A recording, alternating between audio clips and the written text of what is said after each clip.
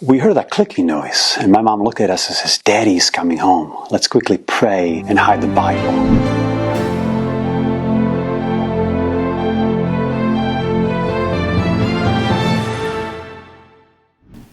I grew up in a communist country. My dad was a communist and my mother was a Christian. And religion was not really tolerated at home.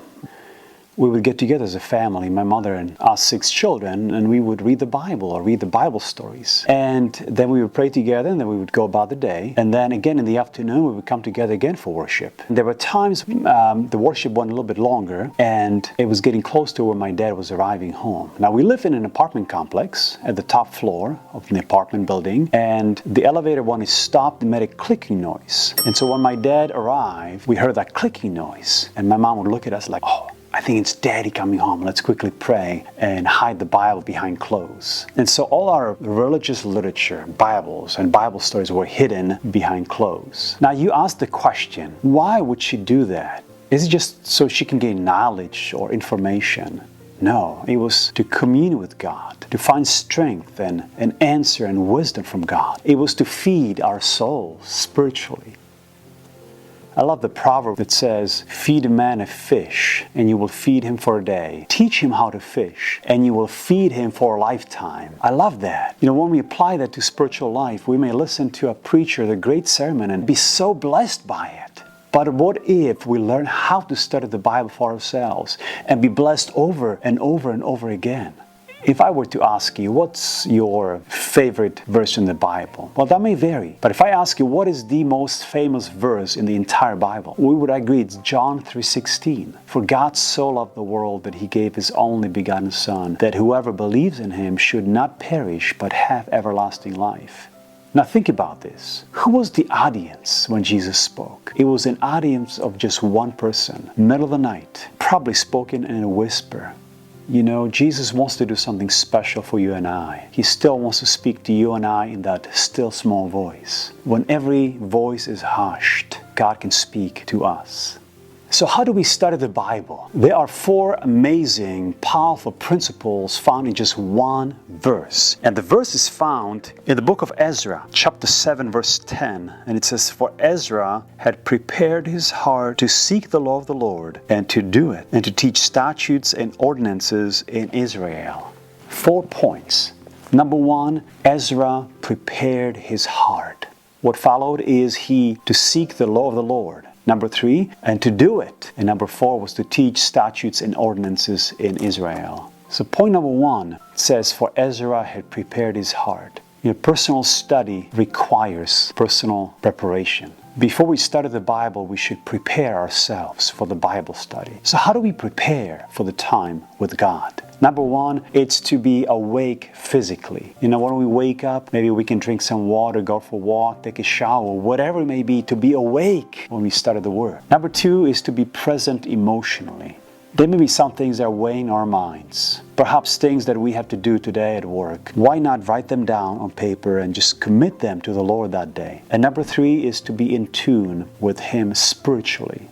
In the book of John, chapter 7, verse 17, Jesus says, "If anyone wills or desire to do His will." We want to commit ourselves to be willing to follow God's will in our lives. Shouldn't be just information. The goal should be transformation. So the point number 1 is to prepare our hearts. But why? Well, that leads us to point number 2, which is to seek the law of the Lord. Now, another word for seek is to study. And the Hebrew word for the law is Torah, which means teaching, instruction. It's talking about the Pentateuch, the 5 books of Moses. It was really the foundational scriptures of any Jewish believer.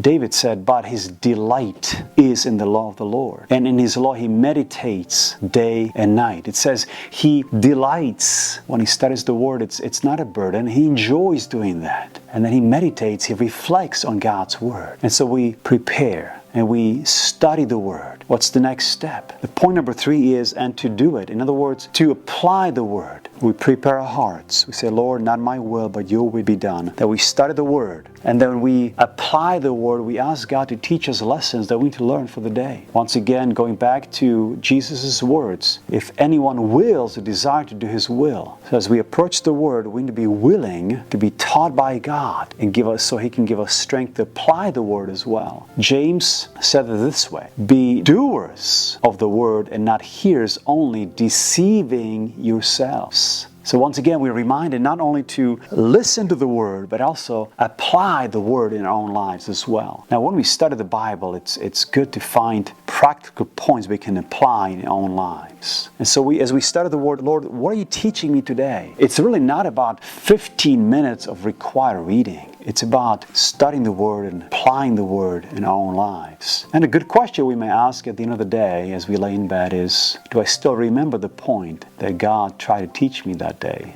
So we prepare our hearts. We say, Lord, make me willing. That we study the Word. And then we apply the Word. And what's next? Ezra says, and to teach statutes and ordinances in Israel. In other words, we prepare the heart, we study the Word, we apply the Word, and then we share the Word. Now, what do we share? We simply share what God has been doing in our own lives. We share our own experience, our own story. So growing up during communist times, we would travel places on the bus, on the train, and my mom would introduce herself to somebody else, and in no time she would begin to share what God has done in her life. She would talk about how God is just so good to her. And that's what we can do. In the book of Mark, chapter 5, there's a story about a demon-possessed man and how Jesus healed him. Now afterwards, the man was pleading with Jesus to stay with him. And Jesus says, no, I want you to go back. He said, return to your own house and tell what great things God has done for you. And so he did. He went back home. He was not really trained well. The only thing he knew was that he met a man who changed his life. And he told that story. It's really not that complicated. So how do we study the Bible? Number 1, we prepare our hearts. Say, Lord, make me willing. Number 2, we study the Word. God will teach us something in His Word that day. And so we then apply the Word. And as we live the Word, we will then want to share the Word with others as well. Now, in the next videos, I will be going a little bit deeper. We'll be talking about the principles of prayer. How do we prepare through prayer? Then we'll be talking about the methods of Bible study, various methods of how do we study the Bible. Then we'll be talking about the principles of applying the Word. And then we'll be looking at some examples in real life and biblical examples of how to share the Word as well. Now we'll get also into the prophetic themes as well. We'll be studying the end times, the book of Revelation, some really exciting stuff.